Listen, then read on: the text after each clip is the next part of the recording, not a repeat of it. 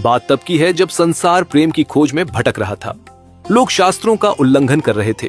तब भगवान कलयुग के जीवों का उद्धार करने के लिए अपने ही भक्त रूप में सबको कृष्ण प्रेम देने हेतु श्री गौरांग महाप्रभु के रूप में प्रकट हुए।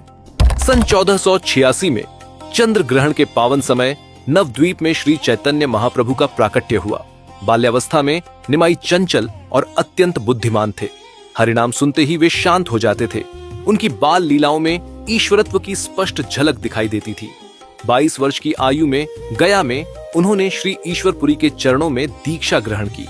उसी क्षण विद्वत्ता भक्ति में परिवर्तित हो गई और उनके हृदय में कृष्ण प्रेम प्रकट हुआ। 24 वर्ष की आयु में कटवा में उन्होंने संन्यास स्वीकार किया। परिवार और सुख सुविधा का त्याग कर समस्त जगत को कृष्ण प्रेम देने का संकल्प लिया। संन्यास के बाद महाप्रभु ने जगन्नाथपुरी को अपना निवास बनाया। भगवान जगन्नाथ के सम्मुख उन्होंने भक्ति, विरह और पूर्ण समर्पण के गूढ़ भावों का आस्वादन किया। 25 से 27 वर्ष की आयु के बीच महाप्रभु ने दक्षिण भारत की यात्रा की। जहां जहां वे गए, हरिनाम के माध्यम से भक्ति का जागरण हुआ। लगभग 28 वर्ष की आयु में महाप्रभु वृंदावन पहुंचे। श्रीमती राधा रानी के भाव में निमग्न होकर उन्होंने कृष्ण प्रेम की सर्वोच्च अवस्था को प्रकट किया।